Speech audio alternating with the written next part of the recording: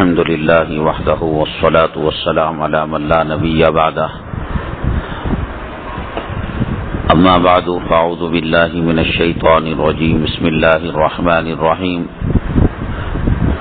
من يعمل سوءا يجزى به قال النبي صلى الله عليه وسلم كما تعملون كذلك يؤمر عليكم أو كما قال النبي عليه الصلاة والسلام رب اشرح لي صدري ويسر لي أمري واحلل عقدة من لساني يفقهوا قولي اللهم صل على سيدنا مولانا محمد في أول وأوسط وآخر كلامنا. معزز سامعین کرام، دن بدن پورے عالم کے اندر اور بالخصوص ہندوستان کے اندر مسلمانوں کے سامنے جو حالات پیش آ رہے ہیں وہ یکسر بدلتے جا رہے ہیں اور الگ ہوتے جا رہے ہیں. ہمارے عمر رسیدہ جو بزرگ حضرات ہیں، اگر وہ غور و فکر کریں، سوچیں کہ ایک زمانہ تھا غیر اقوام مسلمانوں کی عزت کیا کرتے تھے، احترام کیا کرتے تھے، مسلمانوں کا رعب اور ڈر اور خوف ان کے دلوں کے اندر چھایا ہوا تھا. فجر کی نماز میں مسلمان بعد میں آتا، غیر قوم مسجد کے کھلنے سے پہلے اپنی عورتوں کو بچوں کے ساتھ مسجد میں بھیجتے.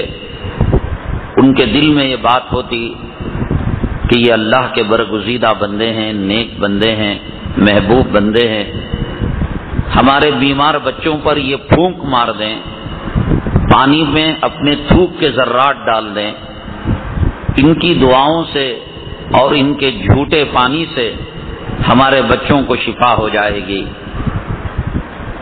ہمارے بڑوں نے بتایا مسجدوں کے سامنے جب یہ چلا کرتے تھے تو اپنے جوتوں اور چپلوں کو نکال لیا کرتے تھے. ہم تو مسجد میں آ کر صحن میں چھوڑتے ہیں، نکالتے نہیں، بلکہ بعض لوگ جن کے چپل نئے اور قیمتی ہوتے ہیں کوشش کرتے ہیں کہ مسجد کے اندر ڈبوں میں رکھیں، صفوں کے درمیان رکھیں.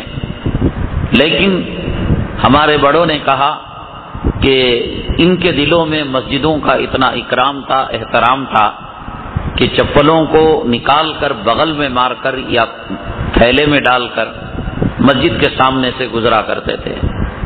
پورے عالم کے اندر، پوری دنیا کے اندر اب اکثر حالت بدل چکی ہے. مسلمانوں کا وہ رعب، وہ دبدبہ، وہ شان، وہ شوکت وہ باقی نہیں ہے، بلکہ چھوٹے چھوٹے بہانوں سے مسلمانوں کو مارا جا رہا ہے، پیٹا جا رہا ہے.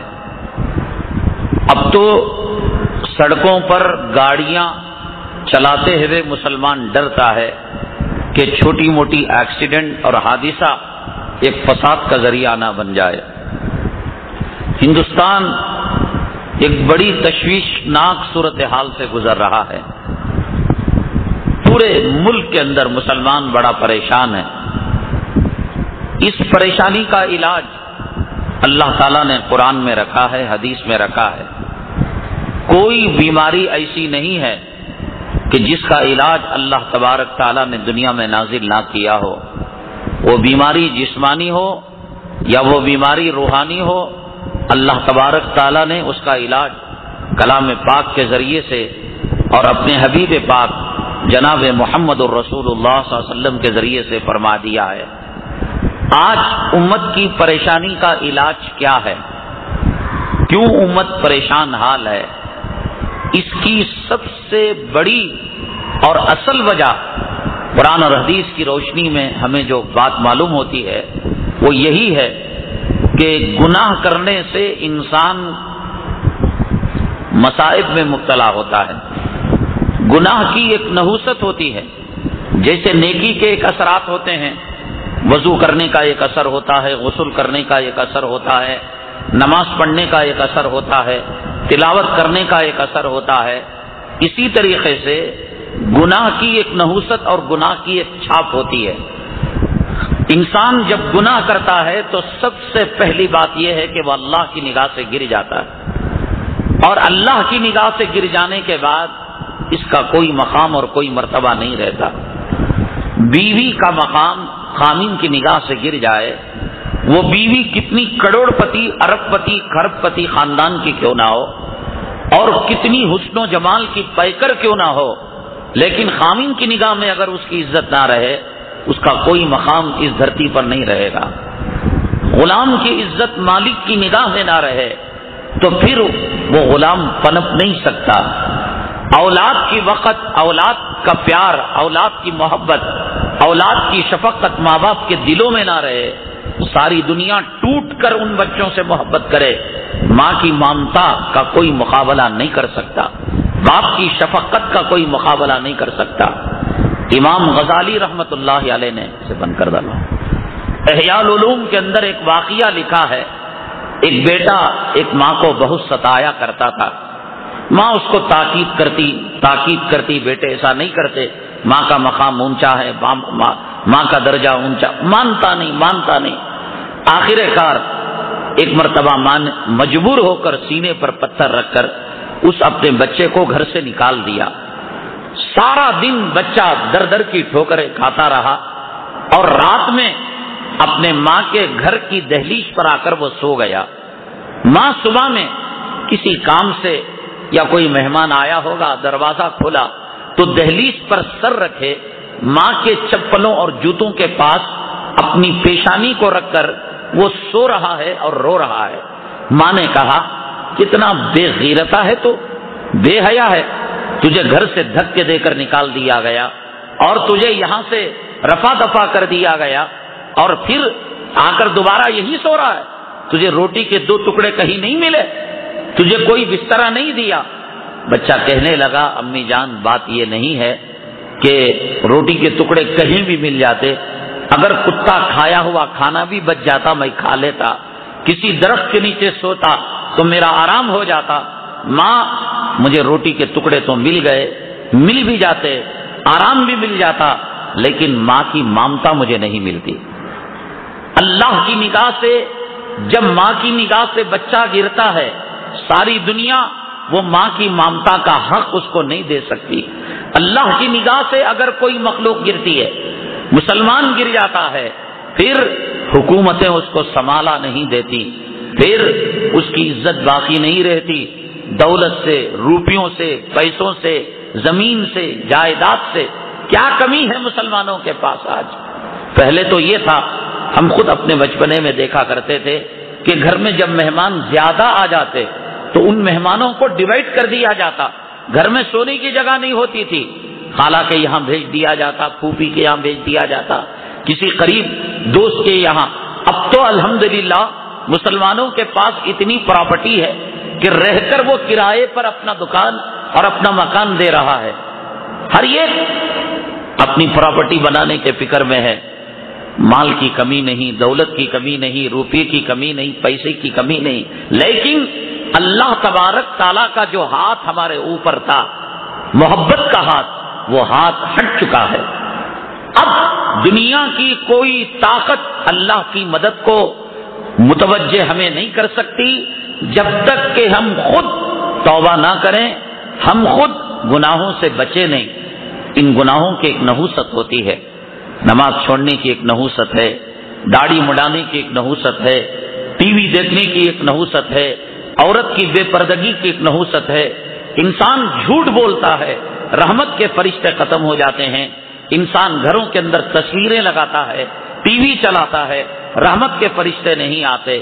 قرآن شریف کے اندر اللہ نے فرمایا فَمَن يَعْمَلْ مِثْقَالَ ذَرَّةٍ خَيْرًا يَرَهُ، ایک ذرہ برابر کوئی خیر کرے گا وہ اسے پائے گا، وَمَن يَعْمَلْ مِثْقَالَ ذَرَّةٍ شَرًّا يَرَهُ، ایک رائی کے دانے کے برابر اگر کوئی برائی کرے گا وہ اس کے انجام کو پائے گا۔ نہ خیر اللہ سے چھپ سکتا ہے، نہ شر اللہ تعالیٰ سے چھپ سکتا ہے۔ نتیجہ یہ ہوا کہ آج ہمارے پاس روپیہ ہے، پیسہ ہے، دولت ہے، زمین ہے، جائیداد ہے، اللہ کی مدد ختم ہو چکی ہے۔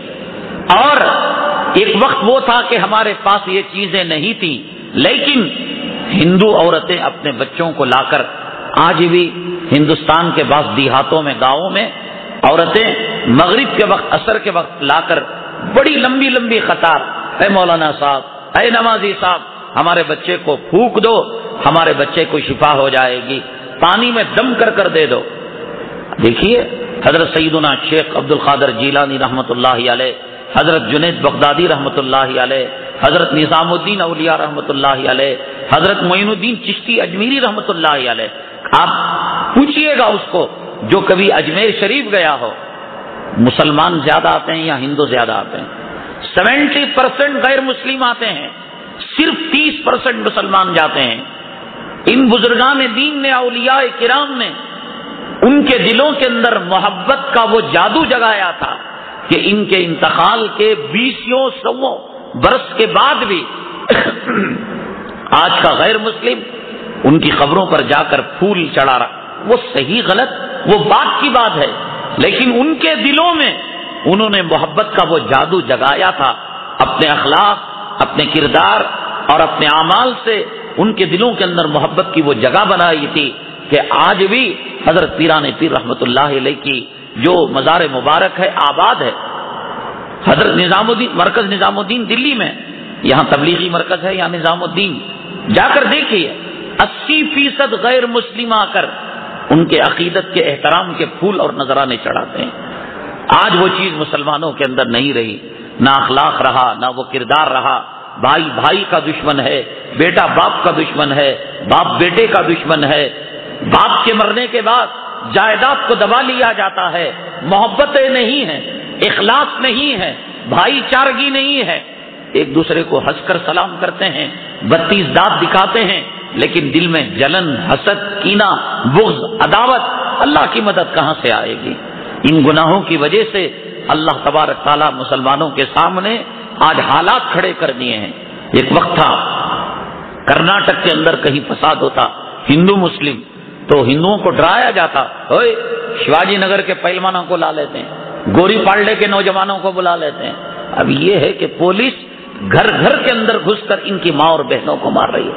میسور کے اندر جو فساد ہوا، اس وقت وہ جو بخار آتا ہے جس کے اندر ہڈیاں چٹکنے لگتی ہیں، 70 سال کے بوڑھے کو ان کے اوپر مظالم پولیس والوں نے ڈھائے، کوئی رحم کرنے والا نہیں۔ اللہ کی مدد کا ہاتھ جب ہٹ جاتا ہے تو پھر یہ انسان ایک کھلونا بن جاتا ہے۔ جانور اپنے مالک سے ناتا توڑ لیتا ہے، کتے کے گلے میں پٹا رہتا ہے، اس کو ریسپیکٹ دیا جاتا ہے، عزت دی جاتی ہے۔ کارپوریشن والے کتے کو ہاتھ نہیں لگاتے، اور کوئی گاڑی چلانے والا سوچتا ہے اس کتے کو اگر ہماری گاڑی لگ جائے گی تو گلے میں اس کا پٹا ہے، مالک آ کر ہمیں کیس کر دے گا، عدالت کے اندر کھینچے گا۔ لیکن جو بیل، جو گائے، جو جانور اپنی ناتی مالک سے توڑا لیتے ہیں، مالک کے کھوٹے سے الگ ہو جاتے ہیں، تو گلی کے بچے بھی ان کو پتھر مارنے لگتے ہیں، ان کا مذاق کرنے لگتے ہیں، ان کے ساتھ ٹھٹا کرنے لگتے ہیں۔ مالک سے جب ہمارا ناتا ٹوٹ گیا، خالق سے ہمارا ناتا ٹوٹ گیا، نہ ماں ہماری رہی، نہ باپ ہمارا رہا، نہ استاد ہمارا رہا، نہ حاکم ہمارے رہے، نہ حکومت ہماری رہی، نہ سلطنت ہماری رہی، ہمارا ڈر، ہمارا خوف، ہمارا دبدبا وہ سب چلا گیا۔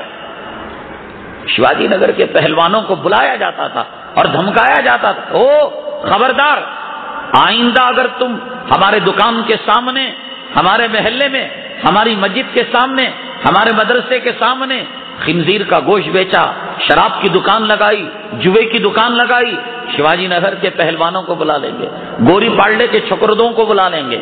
وہ روک کہاں گیا؟ وہ دبدبا کہاں گیا؟ وہ ڈر کہاں گیا؟ آج مسلمان غیر سے ڈر کر جینے کا وقت آ چکا ہے۔ ابھی معلوم ہے کہ پونا کے اندر یہ جو سوشل میڈیا ہے، جیسے فیس بک ہے، انٹرنیٹ ہے، اس کے اندر کسی نے بال ٹھاکرے کی تصویر غلط ڈال دی۔ ایک مسلم 30 سالہ نوجوان کو مار مار مار مار مار کر، جیسے بچے جو ہے گھومنے جاتے ہیں، گرگٹ ان کے ہاتھ لگ جاتا ہے تو مار مار کر مزہ لے کر مارتے ہیں، کبھی دم پر مارتے ہیں، کبھی منہ پر مارتے ہیں، کبھی پیٹھ پر مارتے ہیں، کبھی چھوڑتے ہیں، پھر پتھر مارتے ہیں، مار مار مار کر اس کو شہادت کے مرتبے پر پہنچا دیا گیا، اس کو شہید کر دیا گیا۔ پونا کی کئی مسجدوں پر پتھر بازی کی گئی۔ ایک وقت آپ کو معلوم ہونا چاہیے دارالعلوم دیوبند کے 2 طالب علموں پر حملہ ہوا۔ ہماری حالت، ٹیمپریچر کیا ہے، ہمارا جوش جذبہ کہاں گیا؟ ایک طالب علم شہید ہو گیا، ہے تذکرے اس کے؟ میں بیان کے لیے بیٹھا ہوں، بیان کر رہا ہوں، کتاب پڑھنے والا کتاب پڑھ رہا ہے، تفسیر کرنے والا تفسیر کر رہا ہے، ذکر کرنے والا ذکر کرا رہا ہے، کہیں تذکرے نہیں کہ چلو اس کے خلاف ایک جلوس نکالا جائے، ایک میمورنڈم دیا جائے، ایک دعائیہ اجلاس رکھا جائے کہ ماں باپ نے اس بچے کو عالم بنانے کے لیے مدرسے کو بھیجا تھا اور گنڈوں نے اور اشرار نے اس کو مار کر شہید کر دیا۔ آج ہم نے اس کو بھلا بھی دیا، ہم اس کو یاد بھی نہیں کرتے، ضرورت بھی نہیں ہے، اس مقام پر آ چکے ہیں۔ یہ سب کیوں؟ اس لیے ہوا کہ گناہ جب آتا ہے تو اللہ کی نگاہ سے مسلمان گر جاتا ہے اور نیکوکار ہوتا ہے، پرہیزگار ہوتا ہے، متقی ہوتا ہے، اللہ تعالیٰ کی مدد اور اللہ تعالیٰ کی نصرت ہوتی ہے۔ حضرت اقدس مولانا قاسم صاحب نانوتوی رحمۃ اللہ علیہ دارالعلوم دیوبند کے بانیوں میں آپ کا شمار ہے، بہت بڑے اللہ والے۔ ان کی زندگیوں میں اللہ تعالیٰ خیر و برکت کس طریقے سے دے رکھی تھی۔ ہمارے پاس کارخانہ ہے، ملازم ہیں، اسٹاف ہے، کرایہ آتا ہے، بچہ دبئی میں ہے، ایک بچہ سعودی عرب میں ہے اور ایکسپورٹ کا کام ہے، سب کچھ ہے، لیکن وہ جو جہنم کے بارے میں آتا ہے کہ جہنم میں جہنمیوں کو ڈالا جاتا ہے تو وہ بار بار کہتی ہے حلیم تلاتی، اے جہنم کیا تو بھر گئی؟ تو وہ کیا کہتے وتقول حل من مزید، اور دو اور دو اور دو۔ جسے جہنم کا پیٹ نہیں بھرتا، آج ہرس والے مسلمانوں کا پیٹ نہیں بھر رہا، اور چاہیے اسے، دینار چاہیے، درہم چاہیے، ڈالر چاہیے، روپیہ چاہیے، زمین چاہیے، زندگی بھر کما رہا ہے، پیٹ نہیں بھر رہا ہے۔ اور حضرت اقدس مولانا برکت کیوں ختم ہو گئی؟ گناہ کی نحوست کی وجہ سے۔ مولانا قاسم صاحب نانوتوی رحمۃ اللہ علیہ دارالعلوم دیوبند کے اندر خدمت کرتے تھے۔ کتنی تنخواہ ہوگی؟ 3 روپے تنخواہ تھی اس زمانے میں حضرت کی، بہت نیند آ رہی ہے، 3 روپے تنخواہ تھی۔ نیکی کی مجلسوں میں نیند آنے سے شیطان کا پیشاب پینے سے آتی ہے۔ قوالی کی محفل میں نیند نہیں آتی، گانے کی محفل میں ٹی وی کے سامنے نیند نہیں آتی، شیطان جگاتا رہتا ہے۔ شراب وہ نہیں جو بھٹی میں جا کر دارو پی جاتی ہے، ایک شراب وہ بھی ہے جو دینی محفلوں کے اندر شیطان پلا کر لوگوں کو نیند لا کر دین کی باتوں سے دور کرتا ہے، دین کے ٹاور سے نیٹ ورک کو کاٹتا ہے۔ موبائل آپ جنگل میں چلتے جائیں، 5 گاڑیاں، 1 گاڑی کم ہوئی، 2 کم ہوئی، 3 کم ہوئی، 4 کم، 5، اس کے بعد آ جاتا ہے سرچنگ نیٹ ورک۔ تو وہ کیا کرتا ہے؟ بٹھا کر اپنا پیشاب پلا دیتا ہے اور نشے میں مدہوش کر دیتا ہے۔ جمعہ کے اندر دیکھیے بیچارہ جمعہ میں وارم میں 1 نماز پڑھتا ہے۔ فقہا نے کتابوں میں لکھا تبلیغی بریلی کا مسئلہ نہیں، جماعت اسلامی کا اور جو ہے بدعتی کا مسئلہ نہیں، یہ مسئلہ فقہ حنفی کا مسئلہ ہے۔ میں ایسا ٹیک لگایا، یہ ایسا لیا، وضو ٹوٹ گیا۔ کتنے لوگ جمعہ کے دن ٹیک لگا کر سوتے ہیں؟ ایک ڈھلکا، 1 سیکنڈ اگر وہ ڈھلکا لے لیا بغیر ٹیک کے، ایسے بیٹھ کر اگر کوئی اونگ لیا تو اس سے وضو نہیں ٹوٹتا۔ دیوار کو ٹیک لگا کر، پلر کو ٹیک لگا کر، یا بغل میں بیٹھے ہوئے آدمی کو ٹیک لگایا، 1 سیکنڈ اگر سو گیا وضو ٹوٹ گیا۔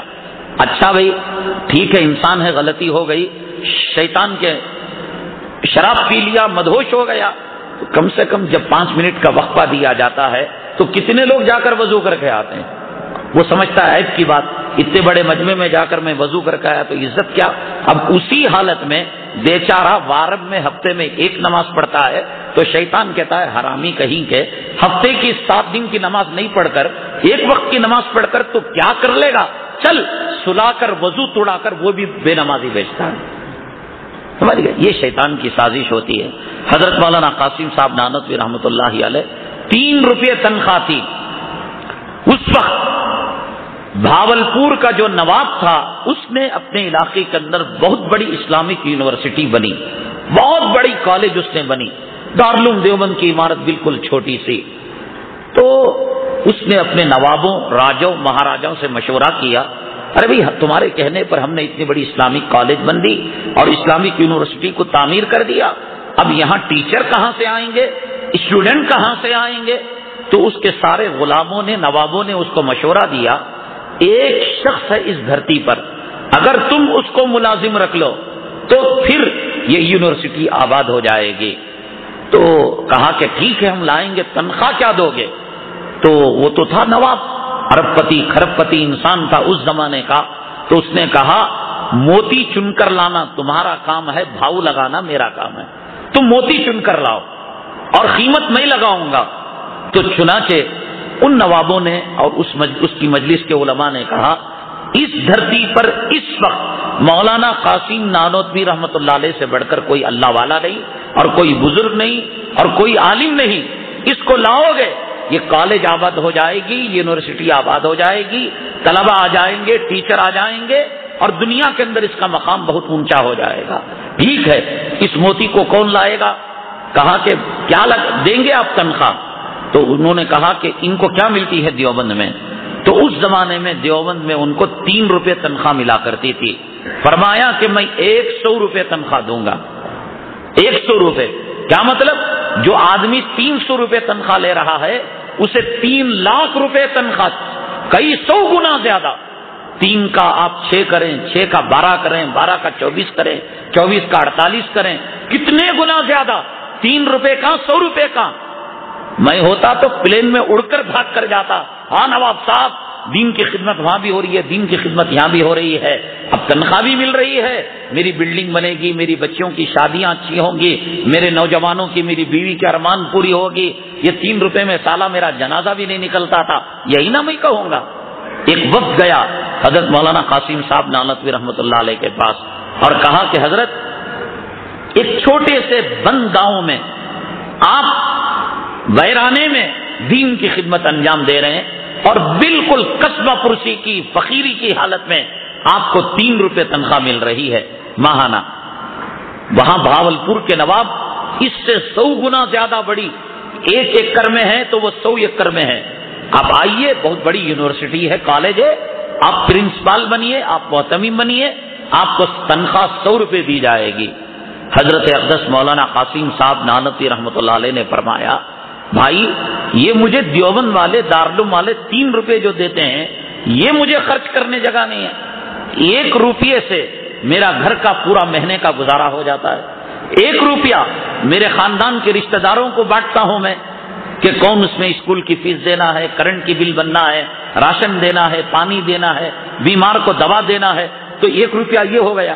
اب 1 روپیہ میں پورا مہینہ غریبوں کو ڈھونڈتا پھرتا ہوں کہ کسی غریب کو دوں، کس کو دوں، کس کو نہ دوں، تو 1 روپیہ 30 دن تک، 1 روپیہ تو گھر کے لیے، 1 روپیہ خاندان کے لیے اور 1 روپیہ غریبوں، مسکینوں، یتیموں، بیواؤں کو پورا مہینہ ڈھونڈنا پڑتا ہے، تب جا کر میرا 1 روپیہ ختم ہوتا ہے۔ جب 3 روپے تنخواہ میں 1 روپے سے گزارا، 1 روپے سے خاندان والوں کی بخشش اور 1 روپے یتیموں مسکینوں کو ڈھونڈنے میں 30 دن گزرتے ہیں تو 98 روپے، 90 پر 8 روپے کے لیے میری پوری زندگی برباد ہو جائے گی۔ نہ نہ نہ نہ، مجھے 100 روپے کی ڈیوٹی نہیں چاہیے۔ کیسے اللہ والے تھے، ان کی زندگیوں میں کیسی خیر و برکت تھی، اس 3 روپے کے اندر گھر کا گزران، خاندان کا گزران، اور دیوبند کے اندر جو یتیم ہیں، بیوہ ہیں، مسکین ہیں، یسیر ہیں اور محتاج ہیں، ان کو دے رہے ہیں اور 100 روپے آتے ہیں۔ اور حضرت ہی کا واقعہ ہے کہ حضرت کے پاس میرٹھ کا ایک سیٹ ملاقات کرنے کے لیے آیا۔ آج تو مولویوں کی حالت، پیروں کی حالت، مرشدوں کی حالت، مجاوروں کی حالت یہ ہے کہ ذرا ادھر کمر کھجایا تو بھی میں کیا سوچتا ہوں، جیب میں ہاتھ ڈال کو نذرانہ نکالتا رہیں گا، سمجھ گئے؟ اور وہ لوگ وہ تھے کہ دنیا کو گری ہوئی نگاہ سے دیکھا کرتے تھے، کبھی کسی کی مال پر طمع اور کسی کے مال پر لالچ زندگی بھر وہ نہیں کیا کرتے تھے۔ تو ہمیشہ یہی کوشش کرتے ہیں کہ سیٹوں سے دوستی کیا کرے، مالداروں سے دوستی بڑھایا کرے کہ کل اپنے بچے کی شادی میں کام آئے، اپنی بیٹی بٹیا کی شادی میں کام آئے۔ میں امام ہوں، اچانک کمیٹی والے نکال دے تو پھر مجھے وہ راشن دے سکیں، غلہ دے سکیں۔ یہاں کھڑ کر میں تقریر کرتا ہوں، اللہ پالنے والا، اللہ زمین کی مخلوق کو پالتا ہے، آسمان کی مخلوق کو پالتا ہے، سمندر کی مخلوق کو پالتا ہے۔ اب ظہر کو نکال دیا، عصر تک میرے ایمان کا ٹائر پنچر ہو گیا۔ سیٹھ صاحب دیکھو اچانک کمیٹی والے نکال لے، کہاں جا کو ورنا سو، میرے بچے کیا کھانا سو، اب اللہ کہاں گیا، وہ تقریر کہاں گئی؟ ایسا آج کا جو ہے ماحول ہے، آج کا سماج ہے اور آج کی سوسائٹی ہے۔ لیکن ہمارے بزرگان دین تھے، اس قسم کی کبھی انہوں نے تربیت نہیں کی۔ ایک سیٹ تھا میرٹھ کے اندر، حضرت مولانا قاسم نانوتوی رحمۃ اللہ علیہ کو بہت چاہا کرتا تھا، بہت عزت کیا کرتا تھا، اور بار بار جب بھی آپ سے ملاقات کرنے آتا، مصافحہ کرنے آتا، کچھ ہدیہ دینے کی کوشش کرتا۔ تو یہ حضرات تو لیتے تو کیا، الٹا ان کی خدمت کیا کرتے تھے۔ میں نے آپ کو بتایا اجمیر کی دیغ آپ نے سنا ہے، اس کے اندر سونا ڈالا جاتا ہے، چاندی ڈالی جاتی ہے، گیہوں، اناج۔ یہ کیا ہے دیغ؟ یہ حضرت کے زمانے کے اندر اس دیغ کو چولہے پر رکھ کر اناج کو پکا کر آنے والے مہمانوں کی مہمان نوازی کی جاتی تھی۔ یہ لینے والے نہیں تھے اولیاء، یہ دینے والے تھے، یہ دین بھی دیتے تھے، یہ دنیا بھی دیتے تھے۔ سری رنگ پٹن کے اندر حضرت ٹیپو سلطان شہید رحمت اللہ علیہ کی مزار مبارک ہے، وہاں مسجد اقصیٰ ہے جو حضرت نماز پڑھا کرتے تھے۔ صحن کے اندر آپ دیکھیے کہ بہت بڑی عمارت ہے۔ وہ کیا عمارت ہے؟ وہ عمارت یہی ہے کہ حضرت سے ملاقات کرنے کے لیے جو لوگ آتے تھے، حضرت ان کو فیملیوں کے ساتھ وہاں بساتے تھے اور ان کو کھانا دیا کرتے تھے، ان کو بسیرا دیا کرتے تھے۔ اس زمانے کے اندر روٹی نہیں بکا کرتی تھی، ہوٹل نہیں تھی۔ آج تو پانی بھی بک رہا ہے، بسلری پانی بک رہا ہے، روٹی بک رہی ہے۔ وہ زمانہ ویسا نہیں تھا۔ یہ اولیاء دین بھی دیتے تھے، دنیا بھی دیتے تھے، نوازنے والے تھے۔ تو جب وہ بار بار ہدیہ لے کر آتے، منع کر دیتے۔ ایک دن بڑی چڑ پیدا ہوئی، کہا کہ میرے گفٹ کو نہیں قبول کرتے حضرت۔ تو یہ کیا کہ جاتے ہوئے حضرت کے جو چڑھاوے تھے، چڑھاووں کے اندر 7 جو موزے ہوتے ہیں، ان کے اندر اس زمانے کا جو سکہ ہوتا تھا سونے اور چاندی کا ہوتا تھا۔ اب تو نوٹ بھی نقلی آ رہے ہیں صاحب، اب تو روپے 5 روپے کے سکے بھی نقلی آ رہے ہیں۔ سونے چاندی کا زمانہ تھا، وہ سونے چاندی کے سکے ساکس کے اندر ڈالا اور دونوں جوتوں کے اندر رکھ دیا۔ حضرت مجلس ختم ہوئی، آئے اور جب ساکس پہننے کے لیے اٹھائے جوتوں کے اندر سے، تو کہا کہ بھی وزن چھن چھن کر رہا ہے۔ تو دیکھا اس کے اندر سونے چاندی کے سکے ہیں۔ تو حضرت قاسم نانوتوی رحمۃ اللہ علیہ سمجھ گئے یہ سیٹھ صاحب کا کمال ہے جو میرٹھ سے آئے۔ فرمایا کہ دیکھو بھی دنیا کتنی عجیب ہے، ہم اس کو ٹھکراتے ہیں، وہ ہمارے جوتوں پر آ کر گرتی ہے۔ یہ عجیب و غریب ہے دنیا، اس کے پیچھے جو پڑتا ہے وہ اس کو ذلیل کرتی ہے، اور جو اسے بھاگتا ہے اس کے قدموں میں آ کر یہ دنیا بڑھتی ہے۔ بہرحال میں یہ عرض کر رہا تھا کہ دنیا کی محبت کی وجہ سے، مال کی محبت کی وجہ سے ہم نے اللہ سے ناطے کو توڑ لیا، اور گناہ کرنے کی وجہ سے ہم اللہ کی نگاہ سے گر گئے، اور نتیجہ یہ ہوا کہ آج پوری دنیا کے اندر ہمارا کوئی مقام نہیں، آج پوری دنیا کے اندر ہماری کوئی عزت نہیں۔ اگر کوئی بھی عزت چاہیے، کھویا ہوا مقام چاہیے، روب چاہیے، دبدبا چاہیے، ڈر چاہیے، اور غیروں کے اوپر ہمارا ایک پوزیشن چاہیے، تو اس کے لیے نہ حکومت کی ضرورت ہے، نہ سلطنت کی ضرورت ہے، نہ ایم پی سیٹوں کی ضرورت ہے، نہ ایم ایل اے سیٹوں کی ضرورت ہے۔ صرف ایک چیز کی ضرورت ہے، واعتصموا بحبل اللہ جمیعا، اللہ کی رسی کو مضبوطی سے تھام لو، بس یہی اس کا علاج ہے۔ اور باتیں انشاءاللہ ہم جو ہے اگلے جمعرات کو عرض کریں گے۔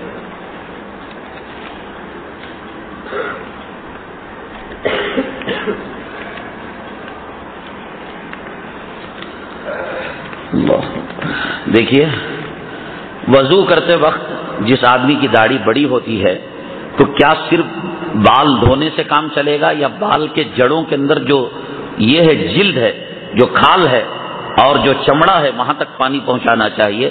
جس کی داڑھی 1 مشت سے کم ہے اس کو بال دھونا بھی ضروری اور بال کے اندر چمڑے کو بھگانا بھی ضروری، اور جس کی داڑھی 1 مشت سے زیادہ ہے تو اگر وہ خلال کر لیتا ہے، یعنی بال دھوتا بھی نہیں، انگلیوں کو بھگا کر ایسا خلال کر لیتا ہے تو کافی ہے، اور داڑھی کے جو اندر جسم ہے اور جلد ہے اس تک پہنچانا ضروری نہیں ہے۔ ایک آدمی ہے اٹھتے بیٹھتے چلتے پھرتے اللہ کا ذکر کرتا ہے اور وضو اور بے وضو کرتا رہتا ہے، اٹھا تو کہا یا رحمان، بیٹھا تو کہا یا رحیم، یا اللہ یا اللہ یا اللہ۔ تو اگر بے وضو باوضو ہے ہر دو حالت میں اللہ کا نام لے سکتا ہے، لیکن اگر بے غسل ہے تو بغیر غسل جنابت کی حالت میں اللہ کا نام نہیں لے سکتا۔ یہ پہلے بھی غالباً سوال آیا ہے کہ غیر مسلموں کے جو تہوار گنیش وغیرہ کا، یا یہ کہ کرسچنوں کی جو عید ہوتی ہے، تہوار ہوتا ہے کہ جس کے اندر وہ بی بی مریم کا مجسمہ گڑی بٹھاتے ہیں، تو ان کو کیا ہم پنڈال، کراکری کا سامان، چیئر، مائک وغیرہ کرائے پر دے سکتے ہیں؟ بالکل نہیں دیا جا سکتا، اس لیے کہ شریعت کے اندر وحدانیت کی بڑی سخت تعلیم ہے، اور یہ کام جیسے گنیش کا تہوار ہے یا بی بی مریم کا مجسمہ، سب حضرت عیسیٰ علیہ السلام کا مجسمہ بنانا، یہ توحید کے خلاف ہے۔ جہاں اللہ تعالیٰ کی توحید پر ضرب لگتی ہو، ایسے کاروبار کے اندر شریک ہونا جائز نہیں، اور ایسا کاروبار کرنا حلال بھی نہیں ہے۔ ایک آدمی حرام کی کمائی کماتا تھا، مر گیا، تو حرام کی کمائی کی وراثت کیا اولاد کے اندر چلے گی؟ نہیں چل سکتی۔ ہاں یہ ہو سکتا ہے کہ باپ حرام کی کمائی کما کر ایک بلڈنگ تعمیر کر کے چلا گیا، تعمیر کرنے کے 10 سال بعد 7 سال بعد اس کا انتقال ہوا، تو ظاہر سی بات ہے اس نے حرام کی کمائی میں بلڈنگ بنائی تھی۔ تو اب علماء کہتے ہیں کہ جتنے مال میں اس نے بلڈنگ کو خریدا تھا، 10 لاکھ کے اندر بلڈنگ کو خریدا تھا، آج اس کی قیمت جو ہے 50 لاکھ ہے، تو 10 لاکھ روپے صدقہ کر دیے جائیں گے، کیونکہ وہ اصل پونجی اور اصل پراپرٹی ہے جو اس نے باپ کے حرام مال میں اس بلڈنگ کو خریدا گیا۔ یہ 40 لاکھ جو مال ہے وہ نفع کا ہے، 40 لاکھ ہوں یا 4 لاکھ ہوں، جو بھی آئے، وہ جو نفع زائد آتا ہے وہ تقسیم ہو سکتا ہے، جو اصل مال ہے حرام کا وہ تقسیم نہیں ہو سکتا۔ بعض لوگوں کو غسل خانے میں پیشاب کرنے کی عادت ہے، حدیث پاک میں فرمایا گیا کہ غسل خانے کے اندر پیشاب نہیں کرنا چاہیے، اس سے وسوسے کی بیماری پیدا ہوتی ہے۔ وسوسے کی بیماری کا مطلب کیا کہ 2 رکعت کے بعد بیٹھا اور پھر کھڑا ہو گیا، اور کھڑا ہونے کے بعد دل میں بیٹھا کی نہیں بیٹھا کی، اتحیات پڑھیا کی نہیں پڑھیا کی، میں درود پڑھیا کی نہیں پڑھیا کی، ضم سورت پڑھیا کی نہیں پڑھیا کی، مسجد کے اندر داخل ہوا، میں اعتکاف کی، خواہ وسوسہ اور بھلاٹ کی بیماری پیدا ہوتی ہے۔ کہ جن غسل خانوں کے اندر اٹیچ باتھ روم ہے تو وہاں غسل کیا جا سکتا ہے۔ خدا نہ کرے ایک آدمی سفر میں گیا، لاڈجنگ کے اندر اس نے جو ہے کمرہ لیا، اور بیت الخلاء بہت دور تھا، استنجا خانہ بہت دور تھا، بھول کر غسل کرنے چلا گیا، تو جہاں پر پانی جانے کی جگہ ہے وہاں پر وہ پیشاب کر کر اچھی طریقے سے پانی بہا دیتا ہے تو کوئی ناجائز کام نہیں ہے، لیکن پیشاب کرنے کی جگہ پیشاب کرنا چاہیے، غسل خانے کے اندر پیشاب نہیں کرنا چاہیے۔ اگر مجبوری ہے کہ بغیر جو ہے پیشاب کرے چلا گیا اور ٹھنڈا پانی نہاتے ہوئے اسے استنجا کی ضرورت ہو گئی، تو ایسا کرے کہ وہ پانی کے چھینٹے اور پیشاب کے چھینٹے جسم پر نہ لگے، اس طہارت کے خیال کے ساتھ وہ پیشاب کر سکتا ہے۔ بعض لوگ دانت ان کے سامنے آ جاتے ہیں تو ایک کھمبی لگائی جاتی ہے، تو کہتے ہیں کہ کھمبی کا لگانا درست ہے، اور اگر لگائی جائے تو وضو میں غسل میں اس کا کیا حکم ہے؟ دانت کو درست کرنے کے لیے تار کو لگایا جا سکتا ہے، اور وضو میں غسل میں اس کو نکالنے کی ضرورت نہیں۔ اس کے رہتے ہوئے یا اس ٹانگ کو اتنا تیز دانتوں سے لگایا گیا ہے کہ ٹانگ کے اندرونی حصے میں پانی نہیں بھی پہنچ رہا ہے، تب بھی کوئی بات نہیں، اس کا غسل بھی ہو جائے گا، اس کا وضو بھی ہو جائے گا۔ بھائی رشوت کا لینا تو حرام ہے، میں آپ کا کوئی کام کر رہا ہوں، کہہ رہا ہوں کہ بھی 500 روپے دو، یہ تو حرام ہے، لیکن بعض مرتبہ مجبوری یہ ہوتی ہے کہ رشوت دینا پڑتا ہے۔ جیسے گیس کا کلیکشن آپ نے لیا، آپ نے راشن کارڈ کا آپ نے آرڈر دیا اور آپ نے اپلیکیشن دیا، انسپیکشن کرنے کے لیے راشن کارڈ والے، فوڈ ڈپارٹمنٹ والے ہمارے گھر میں آئے، ہم نے صحیح لکھایا کہ ایک مرد، ایک بیوی، ایک لڑکا، ایک لڑکی، لیکن وہ کہتا ہے کہ تم کو صحیح بتانے کے لیے 200 روپے دینے پڑیں گے، یہ تو مجبوری ہے۔ اگر ہم اس کو 200 روپے نہ دیں تو وہ ریجیکٹ کر دے گا اور کہے گا کہ اس کا ایڈریس جھوٹا ہے اور اس کے گھر کے اندر بچے زیادہ ہیں اور فیملی زیادہ، الٹی سیدھی بات کر دے گا۔ اپنی بات کو صحیح چیز کو صحیح بتانے کے لیے بصورت مجبوری رشوت دی جا سکتی ہے، لیکن لینا تو ہر حالت، لینا اختیار میں ہے لیکن دینا اختیار میں نہیں ہے۔ پاسپورٹ والا آیا انکوائری کرنے کے لیے، پولیس والا، معلوم کہ یہی مولانا صاحب ہیں، یہی تفسیر کرنے والے ہیں، یہی امام صاحب ہیں، یہ بنگلور میں پیدا ہوئے، ان کے پاس اسکول کی سرٹیفکیٹ، پھر بھی کہتا 500 دو، اب نہ دو اس میں الٹا سیدھا لکھتا ہے، تو چلو دے کر مرو۔ لیکن ایک بات یاد رکھو کہ ایسی مجبوری کا جو پیسہ دیا جاتا ہے تو بینک میں جو انٹرسٹ آتا ہے نا ہم کو، وہ انٹرسٹ نکال کر رکھو، ایسی غلط جگہ پر وہ انٹرسٹ لگا دو. گندا پانی نالی میں ڈال دو, پیشاب پاخانے کو نالی میں ڈال دو, انٹرسٹ بھی گندا, یہ مانگ رہا یہ بھی گندا, تو الخبیثات للخبیثین, گندی چیز گندے پر لگا دو. نبی کریم جناب محمد الرسول اللہ صلی اللہ علیہ وسلم کا جو استنجے مبارک تھا, بیت الخلا تھا, یہ فضائل اعمال وغیرہ کے اندر لکھا ہے کہ ایک صحابی نے خون پی لیا, اور بعض کتابوں میں آتا ہے کہ ایک صحابی نے ایک لکڑی کے برتن کے اندر پیشاب رکھا ہوا تھا, اس کو پی لیا. تو اصل میں علماء نے لکھا ہے کہ پیشاب اور خون چاہے نبی کا ہو یا غیر نبی کا ہو, یہ تو حرام ہے. اس کو قرآن نے کہا کہ پیشاب نجیس ہے اور خون ناپاک ہے, لیکن ان کے پینے کو اللہ کے نبی صلی اللہ علیہ وسلم نے زیادہ منع نہیں کیا. اس کے بارے میں علماء لکھتے ہیں کہ اصل میں اللہ تعالیٰ رسول اللہ صلی اللہ علیہ وسلم کے لیے یہ معجزہ دیا تھا کہ استنجا جب آپ کا نکلتا تھا تو نکلتے وقت استنجا ہوتا, اور نکلنے کے بعد وہ دوسری چیز بدل جاتی تھی. چنانچہ وہ صحابی کو پوچھا گیا کہ آپ کو استنجے کی بدبو محسوس نہیں ہوئی؟ انہوں نے کہا کیا بدبو, یہ تو گلاب اور مشک و عنبر سے زیادہ خوشبو تھا, شہد سے زیادہ میٹھا تھا. تو اللہ تعالیٰ اس کی کیفیت کو بدل دیتا تھا, اور جب چیز بدل جاتی ہے تو اس کا حکم بدل جاتا ہے. شراب حرام ہے, لیکن شراب کے اندر کیمیکل ڈال کر اس کے نشے کو ختم کر کر ہم اس کو سرکہ بنا لیتے ہیں, اچار میں ڈالنے کا کیمیکل بنا لیتے ہیں, تو وہ جائز ہو جاتا ہے. اچھا, ایک صاحب نے پوچھا ہے کہ میری کمائی کے اندر بہت تنگی ہے, کوئی ایسا عمل بتائیں کہ جس کے اندر زندگی میں خیر. ایک تو پہلی بات یہ ہے کہ 5 وقتہ نمازوں کا اہتمام کریں, اور بالخصوص فجر کی نماز کا اہتمام کریں, اشراق کی نماز پڑھیں, سورہ واقعہ پڑھیں. اور ہمارے بزرگان دین نے, اور بالخصوص حضرت اقدس مولانا مفتی محمود صاحب رحمۃ اللہ علیہ نے اپنے فتاوا کے اندر ایک عمل لکھا ہے کہ فجر کی سنت اور فجر کی فرض کے درمیان 11 مرتبہ درود پڑھیں. 11 مرتبہ جو بھی درود ہو, نماز کا درود ہو, صلی اللہ علیہ وسلم پڑھیں, یا کوئی بھی درود 11 مرتبہ پڑھیں, اور اس کے بعد بسم اللہ الرحمن الرحیم الحمدللہ, بسم اللہ کی میم کو اور الحمدللہ کی الف کو ملا کر سورہ فاتحہ کو 40 پر 1 مرتبہ پڑھیں. 11 مرتبہ درود, 40 پر 1 مرتبہ سورہ فاتحہ ماں بسم اللہ, بسم اللہ الرحمن الرحیم, سانس توڑ دیا, الحمدللہ پڑھا, ایسا نہیں, بسم اللہ الرحمن الرحیم الحمدللہ رب العالمین, اس کے بعد توڑ دیجئے سانس. بسم اللہ الحمدللہ کو جائن کر کر پڑھنا, 40 پر 1 مرتبہ پڑھیں, اور 40 دن تک یہ عمل کریں, اور اگر چاہیں ساری زندگی اس کو باقی رکھیں. ہر حاجت, بچے کو امتحان میں کامیابی, انٹرویو میں کامیابی, بچی کا رشتہ یا روزی میں خیر و برکت, ہر عمل کے لیے, ہر قضاء حاجت کے لیے عمل مجرب ہے, اس کو کر سکتے ہیں. پہلے 11 مرتبہ درود, بعد میں 11 مرتبہ درود. بعض مسجدوں کے اندر نمازوں کے بعد, فجر کی نماز کے بعد یا عشاء یا عصر یا مغرب کے بعد مقتدیوں کو رکھ کر سورہ یاسین پڑھا جاتا ہے.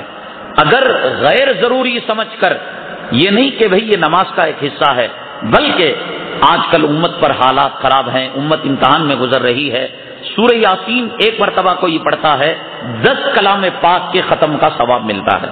تو کسی کو جبر نہیں کیا, اے سیٹ صاحب کیوں جا رہی, یجمان کیوں جا رہی, اے فلاں صاحب بیٹھو, بغیر جبر کرے. جو لوگ مل گئے, مل کر کہا کہ لو بھئی یاسین ہے, اس کو پڑھ لو.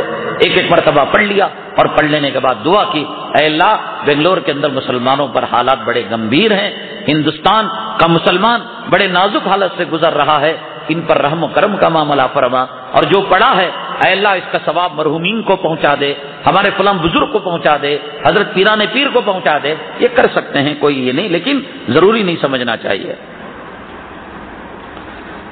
احمد رضا کے نام کے سامنے رضی اللہ عنہ کیوں لگاتے ہیں؟ محمد الیاس صاحب ہمارے نبی نے خواب میں آ کر کہا تھا کہ دعوت تبلیغ کا کام شروع کرے.